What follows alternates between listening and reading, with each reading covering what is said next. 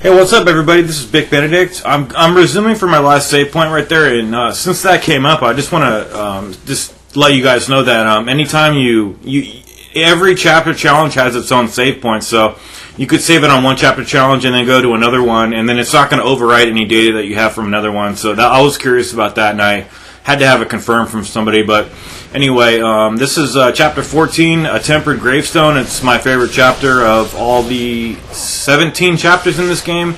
So I just have this chapter to finish, and then the final 2 chapters. Then I'll get my trophy, so hopefully it won't be a huge ordeal. Really tough demon dogs here, these ninja dogs, as they're officially known here. Yeah, dogs are going to be, up until you get to the Tengu Brothers, that's all you're going to be fighting. So charge up, do the Izuna drop. I even go into the cave at some point. What I really love about this level is that you start at the end of where you end up in Chapter 2, and then you go down and you revisit scenes from Ninja Gaiden Sigma, the first one, and it's just I like the wealth of enemies on this level. I like I don't really like the Tengu Brothers, but at this point, you can just murder those guys with the Endless Fang and the Piercing Void. And it's got, Genshin's the boss, and he's pretty tough. And the Tengu Brothers even pop in a little bit later before you fight Genshin again, because one of them is going to disappear. More ninja dogs down here. So I would really recommend every time, well, not every time, but once you, save it after you kill the first wave, and then before you engage all these dogs here, you want to go back and save it, because yet again, when we get to the Tengu Brothers fight, there's no checkpoint. So every time you got to run down the hill, and if you haven't killed the dogs, you're going to have to either kill them every single time again, which is, no one wants to do that, or you're just going to have to evade them, but they're too fast for you to evade anyway. So yes, this level's awesome. It's called A Tempered Gravestone.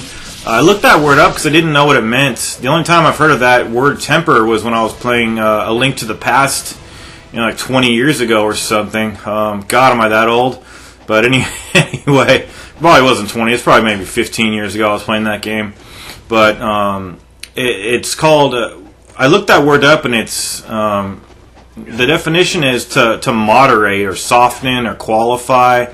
So I really don't know why it's called A Tempered Gravestone, but if anyone has any thoughts, put them forward here by all means. Maybe it means that we're going to, maybe the enemies think that they're going to kill us, and we're trying to change the fact that we're going to be killing the enemies instead and putting them in a gravestone, or a grave, not a gravestone. But throw the void. Look how much the void does at level 3 here. It's just murder. Now you see the red guy right there. Don't focus your attacks on. Don't throw Ninpo at that guy, because you have to take less health for him away, and he's going to be the one that's going to disappear and run away like a little coward. But the blue guy, well, actually, you don't have to kill them all. They both will. You see this right here? The blue guy, I think he goes down or he leaves in one more hit. Let me see. Hold on a second. Let's see what happens here. No, I did kill the blue guy. The blue guy does go down, and then the red guy disappeared. They did it in tandem right there. So I think the red guy comes back at the end of the level.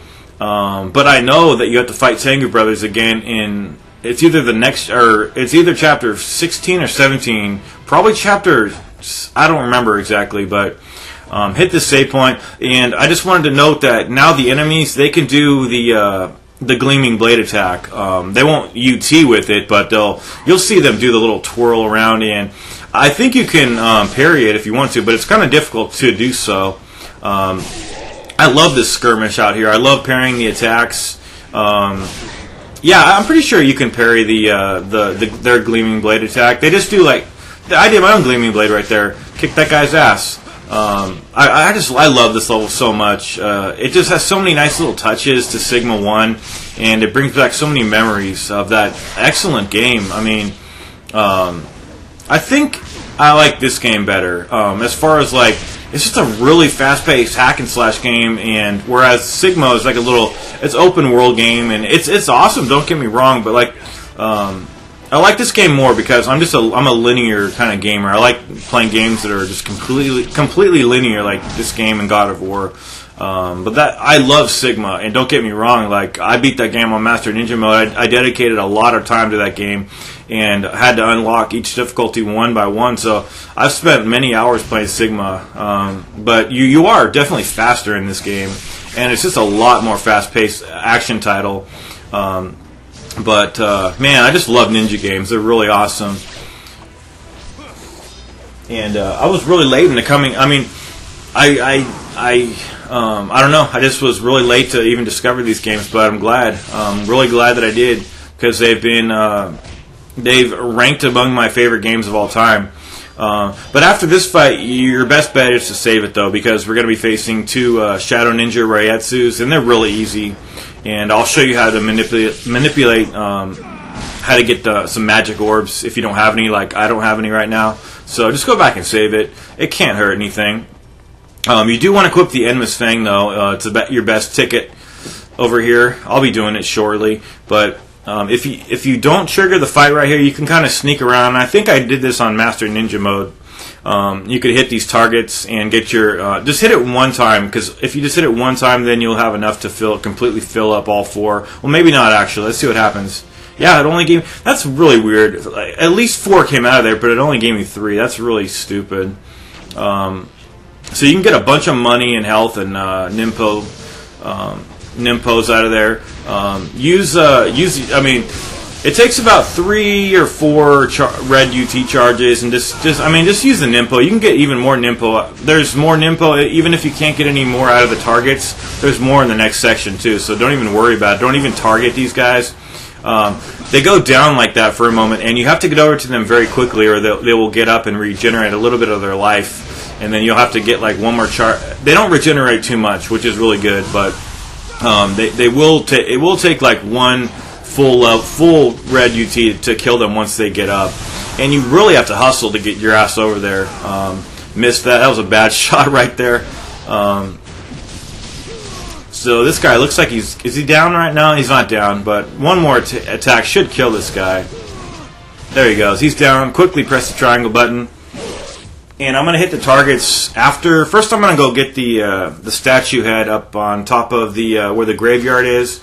Again, I just love how, in Chapter 2 we started over in this area, and then we're just kind of... I don't even mind that the environments are a little reused in this section. I mean, they're reused, but in a really good way, in a way that it's not even really an environment recycling as far as games. It's especially when we get to like the end of this level where the events took place in Sigma 1. Just a lot of nice little touches and homages to that game. Sorry, my phone's ringing right there. It's just a fax machine. So yeah, equip the wind blades here. Don't worry about using your Nimpo either, because like I said, there's a chest that's going to give you some more Nimpo. But you'll notice as you approach this... okay, so I was going to hit the targets first. You want to grab the... They give you a lot of money out of these targets. Okay, so hit the... is that going to give me more Nimpo? Yeah, it even gave me more Nimpo. So you could completely use... I just go in here and use the wind blades here, because I know there's going to be another box of Nimpo up here. But, yeah, I'm on the second to the last... No, is it the last one? I think I'm on the last save point, and I really wasn't even grinding for money on this level at all. And that just goes to show you that if you don't grind for money, you don't get that much money. But that should make sense to people. That guy just has some kind of a pickup item right there. You don't need to get it. Here's the Nimpo right here. Only needed 1. And what we're going to do with that statue head that we placed, we're going to put it on here. It's the same kind of puzzle from Ninja Gaiden Sigma.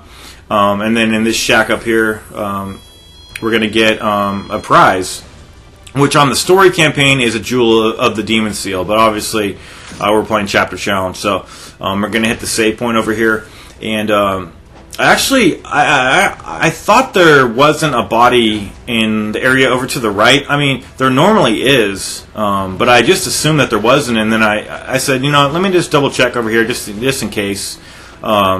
And then, sure enough, this guy has a herb of spiritual life right there. So you might as well pick that up. Who the fuck keeps calling? God. So annoying. All they're getting is a fax machine. Anyway, okay, so we're on the bridge right here. Make sure you save it. Save it every time you feel comfortable, because you have to go a long way without any checkpoints, and it's pretty damn tough. Primarily because your visibility is limited with all that tall grass that you have to fight for the environments of these fights up here. So what I would do if I were you was I would save it just whenever you think you need to. Don't go out of your way to come all the way back here, but just clear like most of the waves and then just come back and save it. I would probably imagine. I'm going to trigger this wave up here and then fall back. I'm sorry, I honestly don't know who the fuck keeps calling. I apologize if that's getting annoying, but imagine my situation. It's ruining my guide.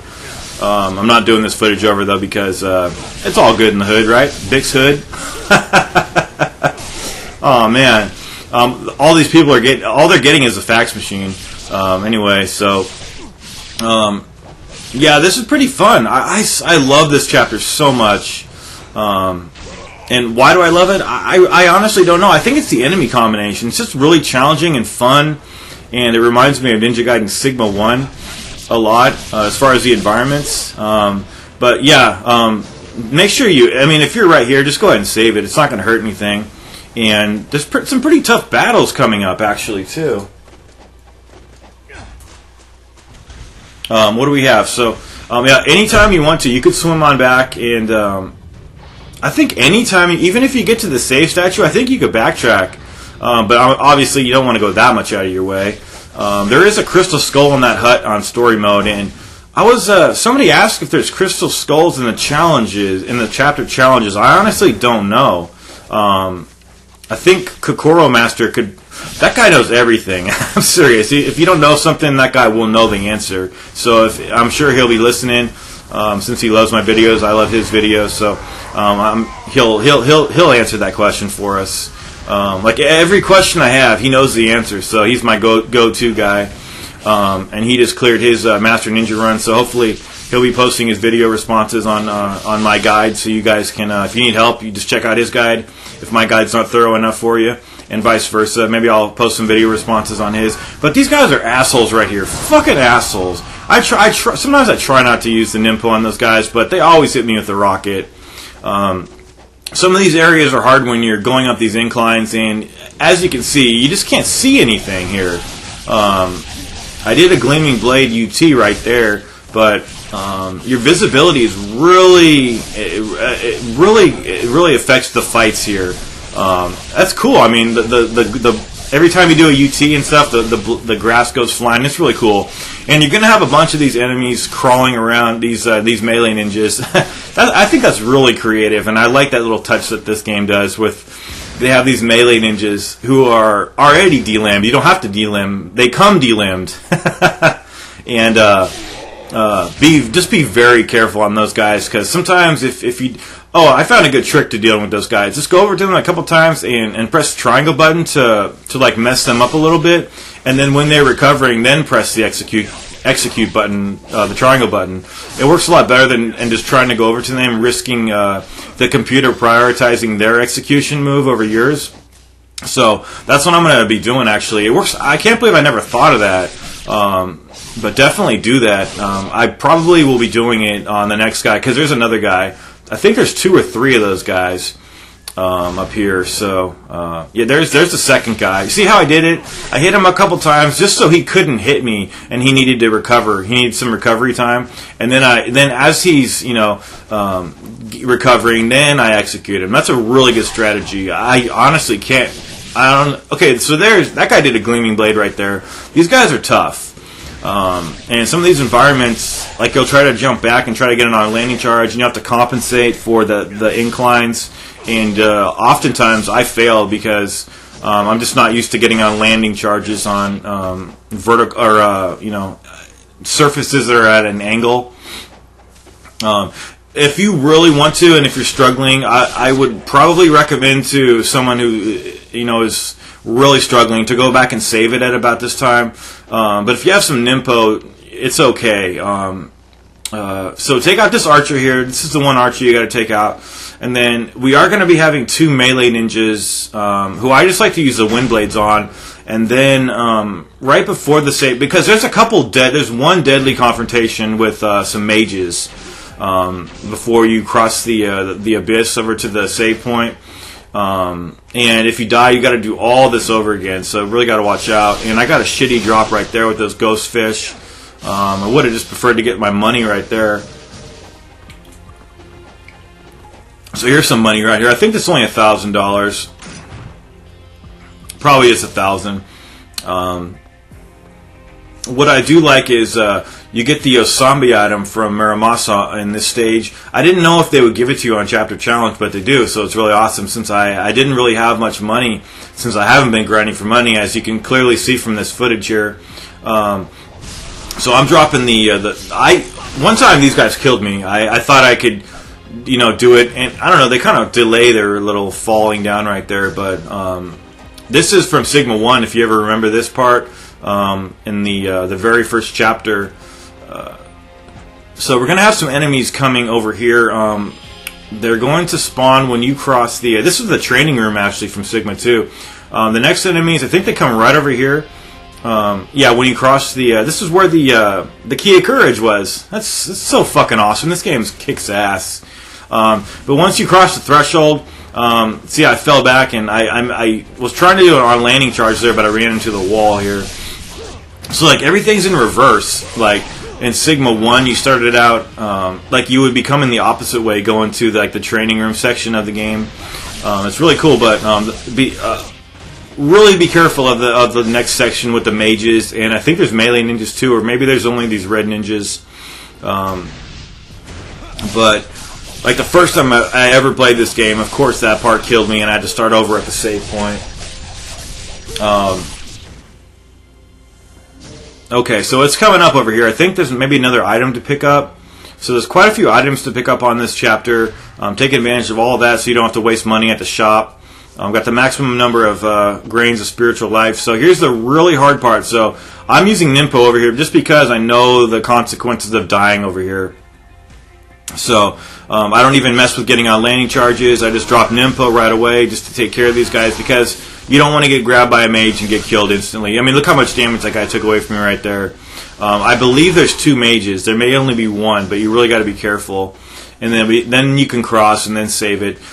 You can go down the little shaft right there.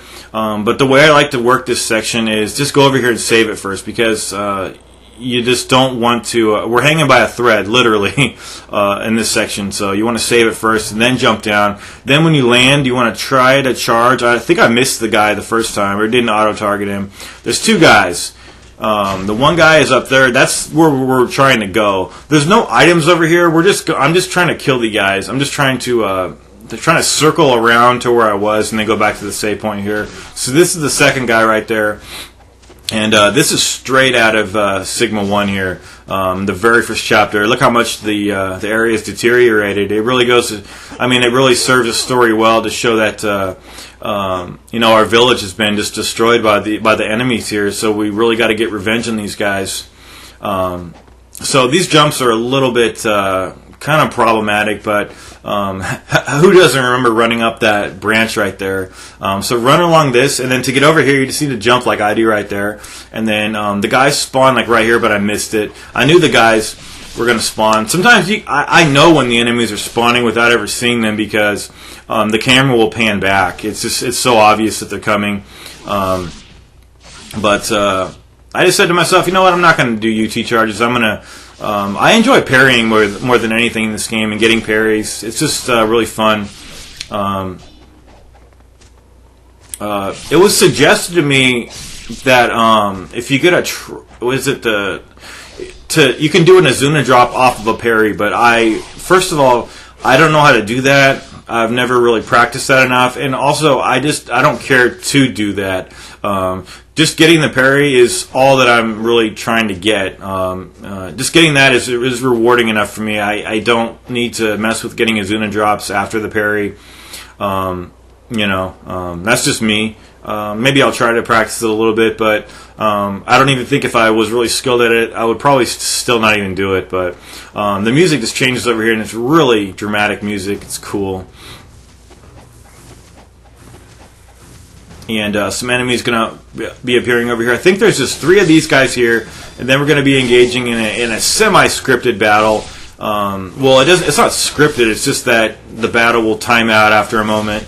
And I was actually kind of concerned that because I had some yellow orbs lingering in the air, and then the cutscene appeared, and the orbs didn't I didn't hear the sound effect like they were coming into coming into the character like they normally do.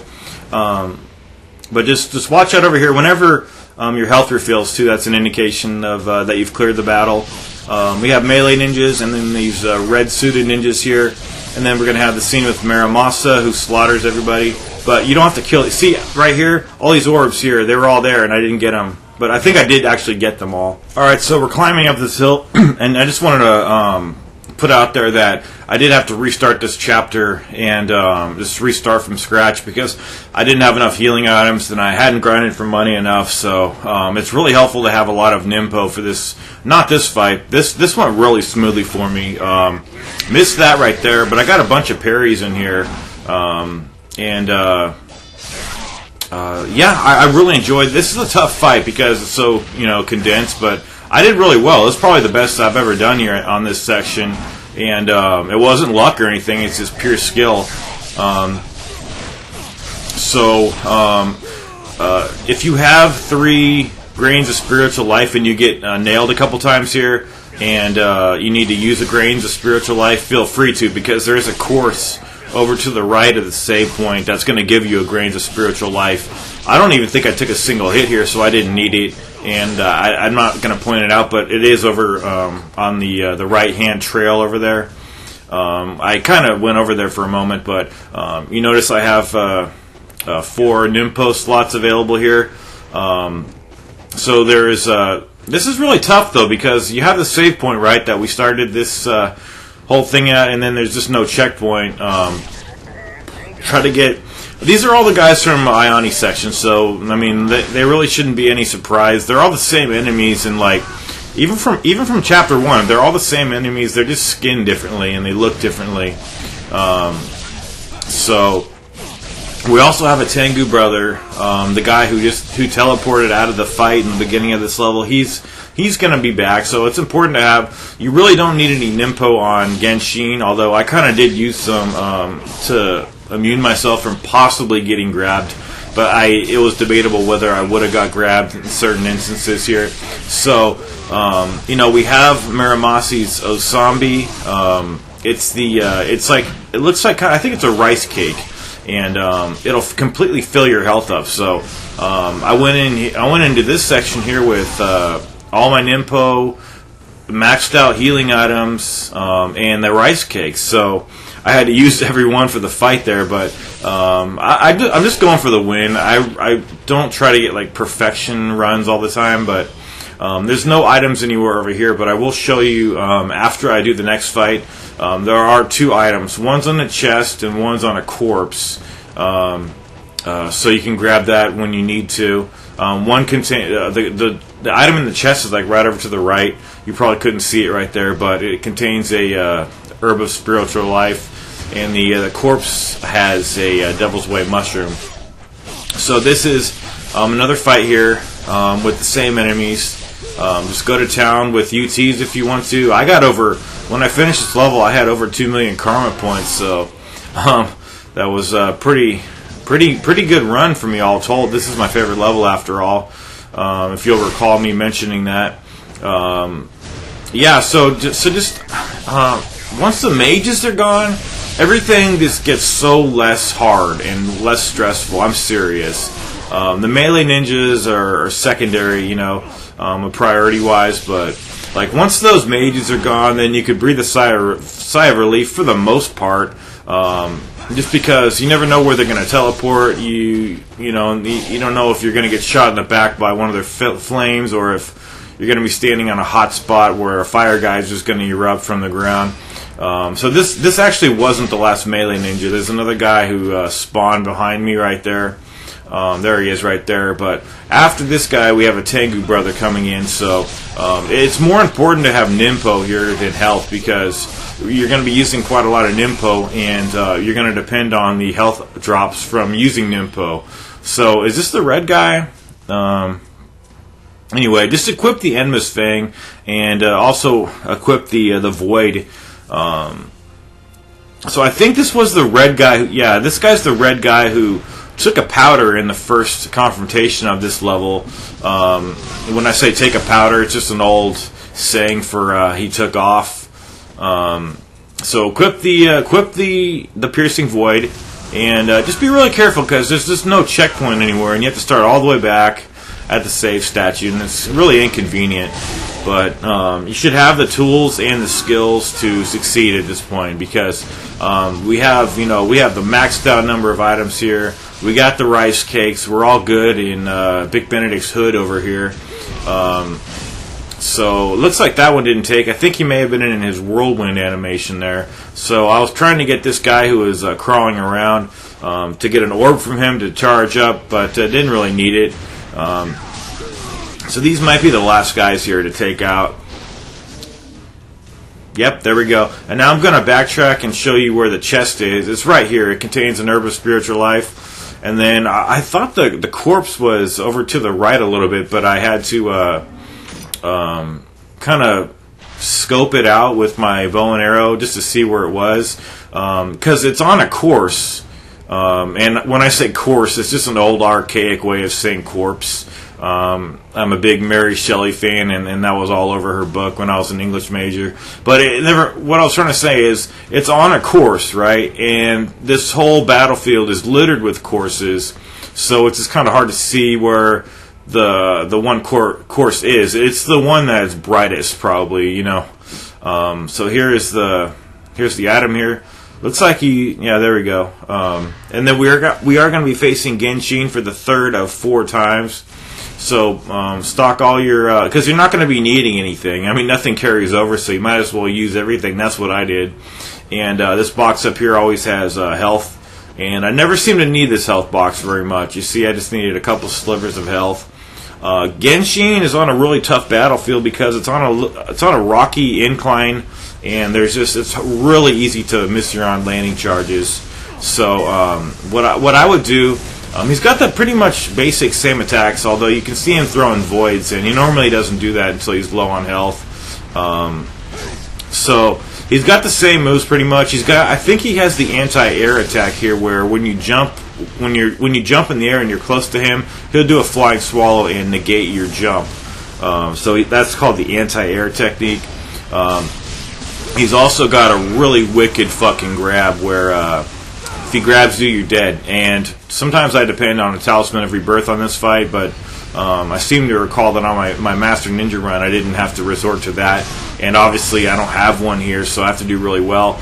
I coupled the Endless Fang UT spam technique here with really powerful blows of the Endless Fang weapon, and it worked out really well. So every time I go in for a lot of melee hits, I just throw the void out of old habit, because he loves to grab you when you're nearby him. So you're nearest to him when you're meleeing him. So that's why I always drop the void. It's really easy to dodge his own voids, so that's why I don't really care about having to cancel out the 2 voids by throwing mine when he throws his. There's plenty of room to move around and get out of the way of his. So you see right there. Yeah, this guy's not that tough. I mean, I don't know. Maybe he's fairly easy, I would say. So there we go. I'm going to throw the void. And I know it's pretty ridiculous to throw the void every single time, but I had 4 Ninpo slots here, and you could actually get 5. I was reviewing my Master Ninja footage, and I had 5 slots here from getting all the upgrades and everything. So that's kind of strange. I thought they would give you 5. I thought they gave you the maxed out everything. Perhaps they will do it in chapters 16 and 17, the ones that I haven't completed yet. So I only have 2 more trophies to get, you guys, and I hope that you have a very few amount to collect also. or excuse me, a very few amount of chapters to complete, and you know, to get your trophy. If you guys are following my guide and you end up getting the trophy, leave a comment in the last video. I'll also mention that again, because it's always fun to see who's following my guide, and it brings me personal satisfaction to hear that my guide helped someone obtain a trophy. So he's almost dead right here. I just wanted to get like one charged up UT, and then I wanted to go in for some melee attacks. I think I still have the rice cakes right here to eat. There we go. It's nice of the Maramasa. It's really nice. I didn't know for sure if they were going to give us that, but it's very helpful here. And I could have done a lot better here, but it was a far from sloppy fight. It's just me taking care of business. That's what I care about at the end of the day here. So this guy is almost dead. He just needs a couple more melee hits, and there we go. So I had the maximum number of kills. Maximum number of essence, Nimpo remaining 0, 2 million karma points. That was pretty incredible. That's the most I've ever got so far.